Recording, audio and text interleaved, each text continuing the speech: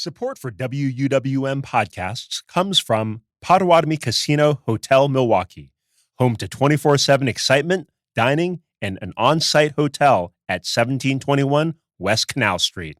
More information at potawatomi.com. You're listening to Lake Effect on 89.7 WUWM. I'm Audrey Nowakowski. The annual Oneida Pow Wow is coming up at the end of June. The powwow draws 10,000 visitors to Oneida to experience traditional music and dancing. Visitors can soak in Oneida culture from native food and artist vendors at the 3-day event. For this month's Wandering Wisconsin, Lake Effect's Becky Mortensen helps you plan a trip to the Oneida powwow and learn what you can see and do there. She's joined by Oneida Nation's Marketing and Tourism Director Michelle Anderson Danforth and Amanda Weibel from Travel Wisconsin. So the 52nd annual Oneida Pow Wow is coming up at the end of June, but this tradition dates back a lot further than just 52 years. So Michelle, can you talk about the origins of the Oneida Pow Wow?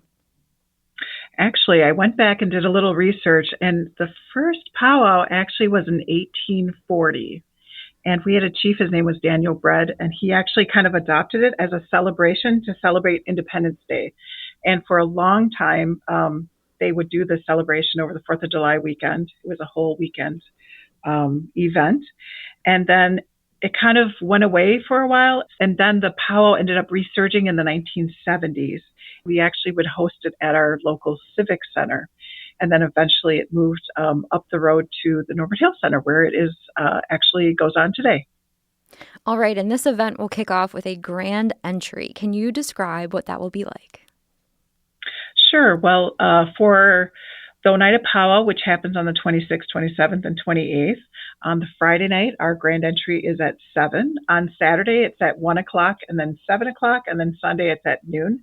And basically, grand entry is this spectacular part of our powwow where all the dancers come into the dance arena, and they're led off by the veterans. We have our royalty. We have lots of visiting royalty from different Native communities from across the country. And then all of the head dancers and all the dancers file in. And what's really spectacular is we get over like 450, 500 dancers, and they're all in this central dance arena. So the people that come to visit, it's a great opportunity to see all the different style dancers, all the different style regalia that everyone wears. And it's a really great time to be there. So a few hundred people are participating in that grand entry. So talk a bit about what goes into the planning and preparation for this event each year. So we get roughly, I want to say we get closer to like between 450 and 600 dancers annually that register to dance. Some are not doing the competition part of it. So if you're a dancer and you're on they call it the powwow trail. So I'm going to go to our powwow, and then I might go to one in Minnesota, and then I might go to one down in Kansas. It takes a lot to really prepare for the entire year because it's everything from the regalia that you wear. And if you get up close and personal to some of our dancers, like the beadwork is just exquisite, and it is just these amazing designs, and it's a lot of beadwork.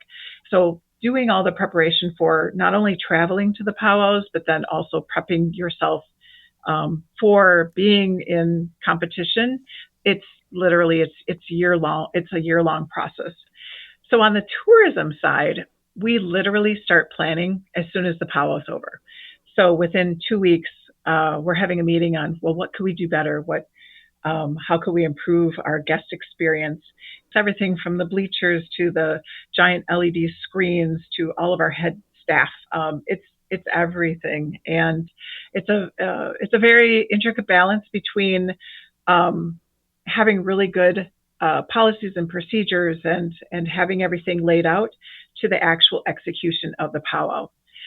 I can say without a doubt, we have one of the best powwows in the Midwest. Absolutely. You mentioned the competition aspect of the powwow with over $160,000 in prize money up for grabs. So can you share how that works? The $160,000, it's a lot of money, but we have a lot of different types of dance categories. So what happens after grand entry, and then they'll do a few exhibitions so people can see the different styles of dance, is that we do break into these categories.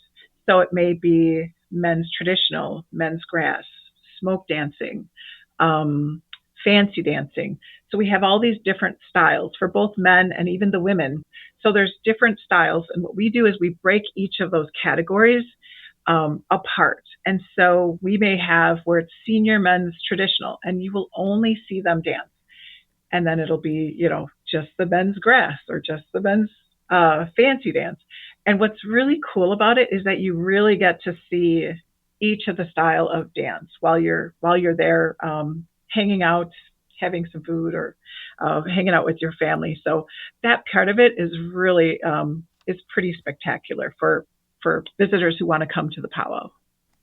When people arrive at the powwow, there are vendors. Can you share a little bit more about what people can check out there?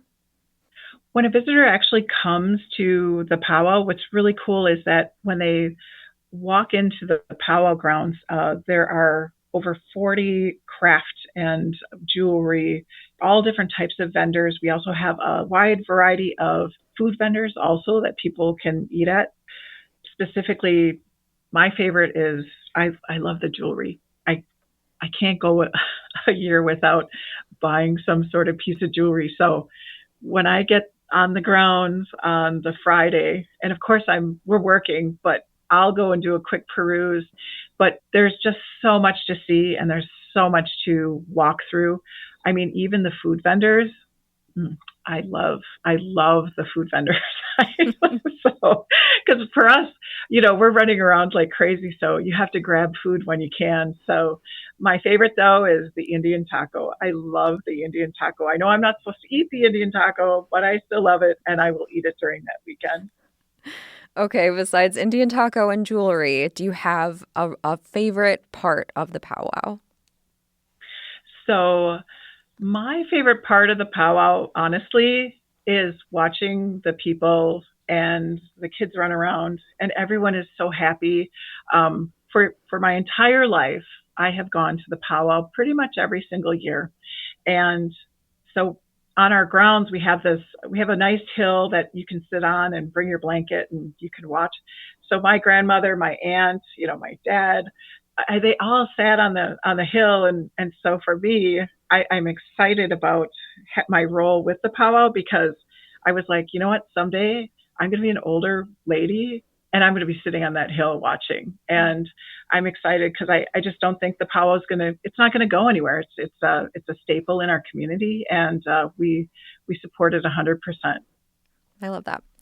Okay, Amanda, I'm going to turn to you. There are some other ways to experience and learn about Native culture in the area. What else would you recommend people check out on a visit?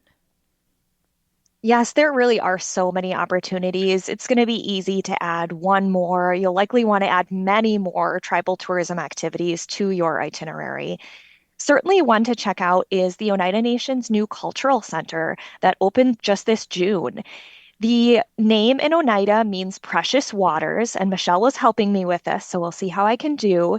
It's the Ganeganolo Cultural Center, which means precious waters in Oneida.